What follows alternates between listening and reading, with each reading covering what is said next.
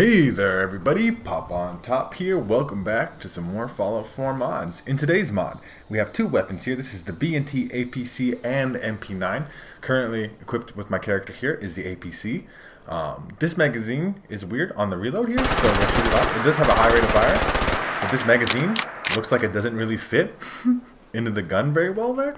We're going to show that off here by inspecting the weapon. Like, there's like a, I guess it kind of fits, like, but it still looks like there's like a lot of space in there, and like I believe in a real life gun that's going to collect a lot of dust, and it's going to make the thing not work very well. It bothers me a little bit. So this is the APC9, obviously. Choose 10mm ammo, submachine gun style, fully automatic. I believe you can make it semi-automatic. We'll get to that in a little bit. But with 172 rate of fire is extreme, right? We are spraying some bullets here, and we're going to test that out that way. You also have the B&T MP9. So the MP9 here is a little more machine pistol style weapon. Still shoots a 10mm ammo, still full auto, still that extreme rate of fire, right? 159, slightly slower rate of fire, slightly less range, and slightly less accuracy, but it weighs less, right? So I guess that counts for that sense. If you want to craft these for yourself, they have their own section here at the chemistry station. At the very bottom for me, might probably be at the very bottom for you because it's called weapons, so it's alphabetical order, so weapons is going to put it at the bottom. You need gun nut 2 to craft either of them, and about the same materials. More plastic, but less steel on the MP9. That's the difference. So, you know, there you go. There's both of those guns. We'll take them to the weapon workbench here and then customize them. So we're going to start with the APC9. So obviously, basic receiver stuff. Very standard receiver, I guess. Why are we starting out with lower damage than standard with automatic? I guess automatic makes it lower than standard. Standard would be semi-auto. So it seems like all the automatic receivers here at the top, except for advanced. I'm going to make it automatic because I just like being lazy, but you can obviously make it semi-automatic if you don't want to. I'm trying to see here. This automatic powerful is the most powerful automatic one? Yeah. And we do lose extreme amounts of rate of fire by going to semi. It does have a good rate of fire, but I guess we'll make it semi to show that off a little bit anyway. We got some muzzle brakes, probably some suppressors down here, flash hiders, like all different kinds of things that just essentially improve recoil, and they're all different kind of cosmetic variants that I'm sure are based off of real life guns.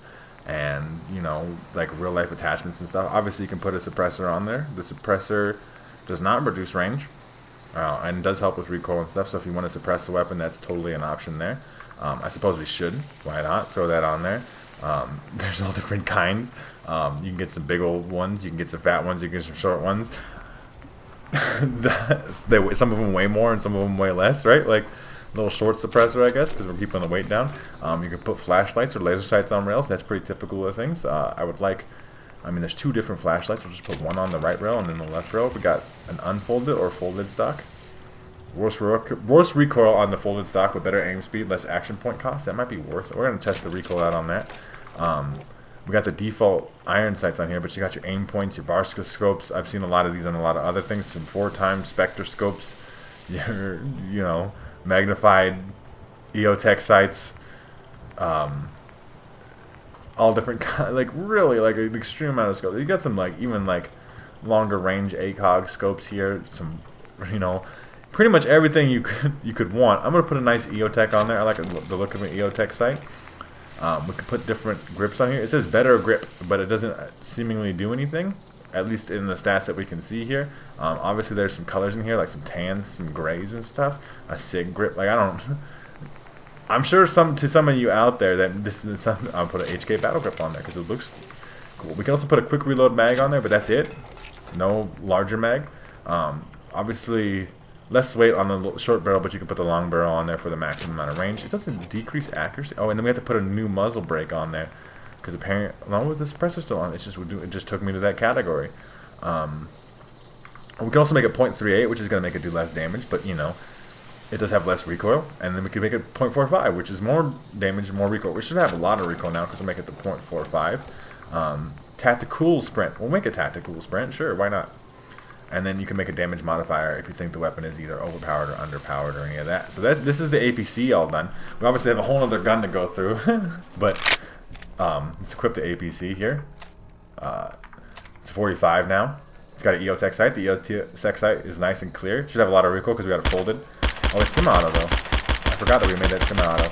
This is me tapping the trigger as fast as I can. I have this Scuff Instincts Pro controller, it's got mouse clicks, okay? Like, if you can hear this, I can click the trigger extremely fast. So this is as fast as the weapon shoots. Quickly, I'm going to make this version full automatic powerful. It still does 97 damage, which is a lot. And we get that 172 rate of fire, because I want to see the recoil, because this is... I mean, it starts pretty low, like, and then it rises as we go here. But if you, like, fire in a short burst like this, you can kind of, it's very manageable. But if you wanted to really just ham it out, we're going up and to the right there really hard. So let's take a look at the MP9, though. We got to customize the MP9 and look at it and see what kind of things we can do with this one. So we have the MP9 here. Obviously, I'm going to just keep this automatic. You can make it semi-auto as well if that's the kind of thing you're into.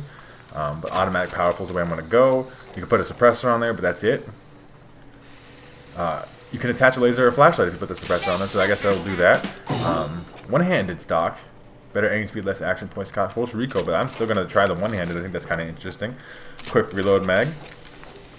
We want a flashlight on there. I guess it's a flashlight or a laser sight, though, because it was the same thing with the other gun, right? You only had the one rail. You can put a little aim point on here, maybe, with the riser, so you can make it higher, I guess, right?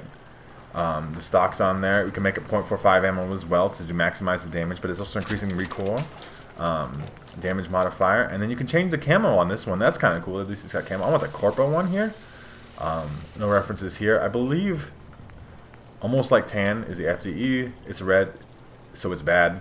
The red menace, and then standard. The corpo is a cool looking camo. I think that's cool. So like a little bit less attachments here, obviously on the MP9, but I still think that might be my preference.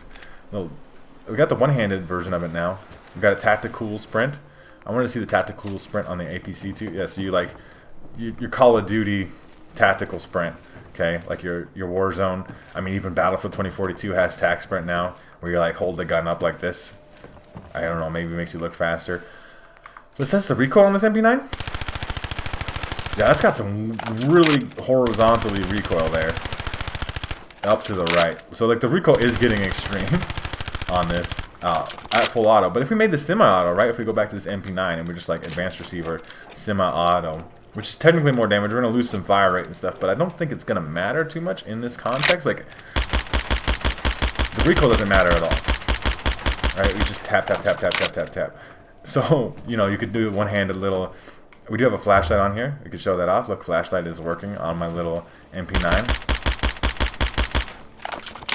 The quick reload is quick. I do like the skin on this particular gun. So you got two little cool guns. You got like a little machine pistol.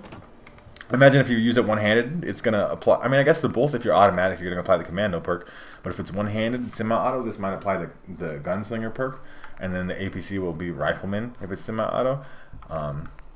And this is doing more damage. What do we do to make this? Oh, I guess it's a semi-auto. Yeah, that's right. Semi-auto versus auto. Auto is going to do less damage. We are going to make it auto, though, because I'm a lazy piece of shit, and I like to hold down the trigger, even though I got the fancy hair triggers that go extremely burr. Because I want to test the functional recoil of making it automatic. Obviously, I think in the most functional sense, you'd want to have it be semi-auto. Or maybe, I mean, you could always do like a smaller, you could do smaller ammunition type, too. Instead of the .45, you can make it, you know, the 10mm, but obviously you're doing significantly more damage than .45. But you could obviously reduce the recoil and use like the cheaper .38 ammo, which obviously incentivizes using it full auto because you can just spray and pray it. But we're going to test this out in combat this way. We're going to have the MP9 here with the little red dot sight, one-handed mode, full auto, spray and pray, and then we're going to have the APC customized a little bit different. I think we're going to, maybe we'll make the APC semi-auto with a short suppressor, the flashlight. We're going to unfold the stock because we're actually trying to reduce the recoil here. It's really important. Well, not that it matters too much because it is semi-auto, but still. There's a lower rail and stuff. Oh, we can put a grip on here. We didn't even get to all this stuff. Okay. So, a grip, improve recoil control and better accuracy. So we could totally do this. And then we could put the laser sight on here as well. So this one's got a lot of attack. Okay. Long range. Okay, we missed that. Tactical sprint. You can obviously do the standard sprint. We'll put that on there so we can show the differences and stuff. I guess we should make this full auto then, because it does have the recoil control now. Let's take a look at this. There's a good amount of attachments here on both of these guns. So we have the APC now. We have a laser sight and a flashlight. The laser sight does make it extremely accurate with the hip fire. And by the time I've spent the mag here, now that we've got the grip on here, it's very controllable recoil, right? Very easy to control patterns. And then we have the MP9 one-handed. It's just that's because it's crazy recoil. That goes really up, right? But, you know, if you want to make it semi-auto, you absolutely can. We're going to go test it out in some combat, though, and I will see you when we get there. Alright, everybody, I'm back here with the APC. This is the regular running animation. It feels weird to me. Something feels weird about this. Some running animations are weird. You can't change the MP9 running animation, so it always has like the tactical, especially with one-handed. It makes sense that you're just kind of carrying it like a one-handed pistol and stuff. We're going to start with the APC, though. We're going to do 2 waves in my Zombies Arena arcade mode, and we will shoot some stuff and see how we do, right? Let's go to Super Duper Mart. Just like being at the Super Duper Mart. It's kind of like cool location. It's really easy to find all the enemies. Let's spawn in some super mutants. We'll just, like, you know, throw some variety in here. Sugar bombs, delicious. Anyway, what is that? It is me. I mean, like I said, even at full auto with this grip on this particular APC-9, people don't stand a chance. Let's get some bat shots on deck. Right in the head. One little burst in the head and bats is doing the trick there. The reload is fast with the quick reload magazine. You know, it is maybe a little bit unfortunate. You don't have customization for larger magazines because a lot of other guns do. You get big old drums and all kinds of stuff. I don't think it matters too much, but it's not doing a crazy amount of damage either. This is 0.45 still. We left 0.45 on both of these guns. The maximum damage with recoil. But we are definitely tearing our way through these super mutants just fine. Okay, that's that wave. And then we'll try out the little one-handed MP9, which might be a little tougher because it is going to have higher recoil because of that. But it is lighter. It is a lighter gun. It makes sense that, like, you know, it would have more recoil because you have less places to grip it, especially when you're holding it one-handed, even though it does have that built-in foregrip. And some of y'all out there be like, hold the foregrip. I can't.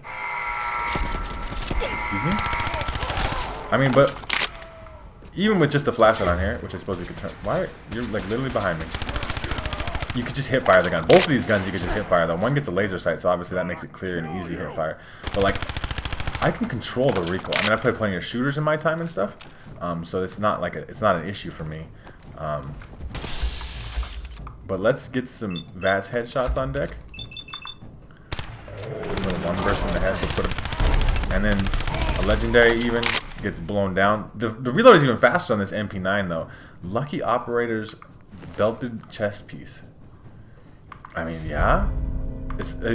I don't really like the look of the operator set, but Lucky one is a good one. Are we done? Did we kill all the enemies? No, can't escape during a round. I'm leaning towards preferring the MP9, at least for 2 particular weapons here. Just I like the one-handed look of it, right? But it's a personal preference thing, and it's cool that you get 2 guns, but 2 guns does make the file size larger, right? So we're gonna have to, you know, you can't just pick, hey, I'd like to have this one gun and not the other one. But my personal preference is leaning towards the MP9. The MP9's got a better reload. It looks better to me. I do like the tactical spec. I know you could put it on the APC9, but it just looks better with the one-handed gun. One-handed little spray and pray like auto 10mm pistol or a .45 pistol in this case. And you get all the customization you need. Really tight hip fire here. Obviously, you can put the laser and all that stuff on the APC-9 and then still have really tight hip fire. You can have less recoil because of grips and stuff, so it's kind of your personal preference there on which way you want to lean. Right, more submachine gun, more machine pistol. But you get both, so you know you could use technically both and switch them out. You could make this, like the submachine gun, into more of a rifle variant. You could put a 4x ACOG on there. You can make it semi-auto suppressed. You could kind of pick targets off at long range with that type of style, and then have like a machine pistol that you just spray and pray at close range if you needed to, for like when you're getting jumped by ghouls or whatever. But yeah, so it's two pretty cool guns. I mean, it doesn't have as much. You could, like, somebody's gonna come in the comments and be like, "This other gun's better." That's cool and all, man. But like, everything's a personal preference. I think these guns are both cool. I lean towards the MP9 as being the cooler of the two, but that's maybe just my personal preference. But it's my mod review, so I can say these kind of things. If you guys would like to check out the B&T, APC, and the MP9 in one big combo package of coolness, you can do so by checking out the top link in the description. There'll be a link there to the Bethesda.net page, or the Nexus mod page, or wherever you can find this mod for yourselves. If you guys have enjoyed the video, like the video. If you didn't like the video, dislike the video. That's okay too. If you guys are new to my channel, make sure to subscribe, that we can check out more videos from me. And pretty much other than that, you guys have a good rest of your day, whatever it may be, and I will see you in the next episode.